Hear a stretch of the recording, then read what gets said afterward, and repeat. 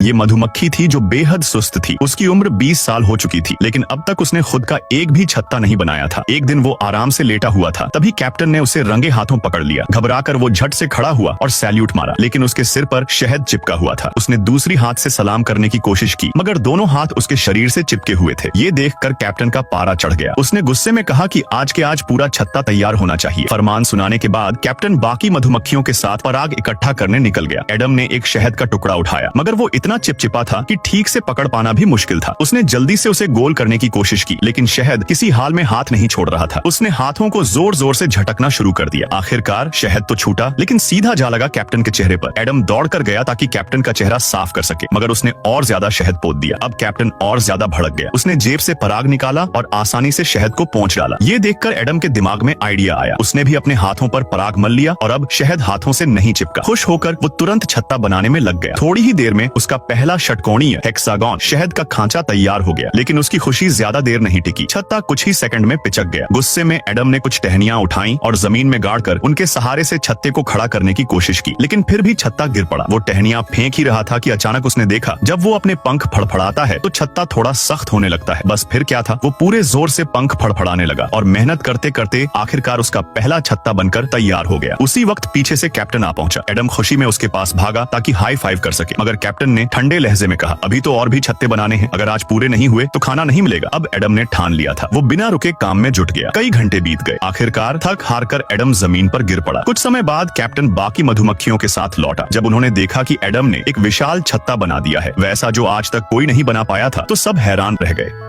ये लड़की जो 3 दिन से भूखी थी, जमीन से एक पत्थर उठाकर उसे चबाने लगी। तभी अचानक उसके पीछे से एक डरावनी दहाड़ सुनाई दी। एक भयानक बाघ धीरे धीरे उसकी तरफ बढ़ रहा था, लेकिन अन्ना को इसका अंदाजा नहीं था। हैरानी की बात ये थी कि जब बाघ ने अन्ना को देखा, जो अब भी जिंदा और चंचल लग रही थी, तो उसकी आंखों में नरमी आ गई। उसने अन्ना को कोई नुकसान नहीं पहुंचाया, बल्कि अपने सिर से प्यार से उसे सहलाया। फिर वो अन्ना के पास लेट गया, जिससे अन्ना उसकी पीठ पर आराम से खेल सके। शाम होते होते बाघ अन्ना को अपनी पीठ पर बैठाकर अपने घर यानी गुफा में ले गया। अब उसने अन्ना को अपना बच्चा मान लिया था। गुफा में बाघ लगातार अन्ना पर नजर रखता, जैसे उसे जरा सी चोट भी न लग जाए। आधी रात को वो अपने गर्म शरीर को तकिए की तरह इस्तेमाल करता, ताकि अन्ना उस अजनबी माहौल में चैन से सो सके। जब अन्ना गहरी नींद में होती, तब बाघ चुपचाप खाने की तलाश में बाहर निकलता। लेकिन उस रात जब बाघ बाहर निकला, तो पहाड़ के नीचे इंसानों की रोशनी दिखाई दी। उस पल बाघ को कुछ एहसास हुआ। कुछ दिन बाद अन्ना जमीन पर हमेशा की तरह खेल रही थी और बाघ उसे दूर से देख रहा था। तभी उसका खिलौना पहाड़ी से नीचे गिर गया और अन्ना उसके पीछे दौड़ पड़ी। अन्ना गिरने ही वाली थी कि बाघ वक्त पर पहुंच गया और उसे बचा लिया। बाघ को नहीं पता था कि एक कुत्ता उस खिलौने की खुशबू सूंघता हुआ वहां तक पहुंच चुका था। कुत्ते ने तुरंत पहचान लिया कि ये उसके छोटे मालिक का खिलौना है। अपनी तेज नाक से उसने अन्ना को ढूंढ लिया। अपना प्यारा खिलौना देखकर अन्ना ने उसे गले से लगा लिया और खेलने लगी। कुत्ता भी अब उसके पास रहकर उसकी हिफाजत करने लगा। उसी वक्त पहाड़ के ऊपर से बाघ ने कुछ अजीब देखा। कुत्ता बाघ को देखकर डरा नहीं। दोनों एक दूसरे को ध्यान से देख रहे थे। जब बाघ ने अन्ना को देखा, तो उसने महसूस किया कि अन्ना जितनी खुश अभी है, उतनी पहले कभी नहीं थी। बाघ ने अपने नुकीले दांत पीछे कर ली। जब अन्ना और उसका कुत्ता पहाड़ के नीचे जाने लगे, तो बाघ एक कदम आगे बढ़ा, लेकिन फिर रुक गया। आखिर में वो मुड़ा और पहाड़ की चोटी पर लौट गया। चुपचाप अन्ना को जाता हुआ देखता रहा, क्योंकि उसे अब समझ आ गया था कि अन्ना की जगह यहाँ नहीं थी।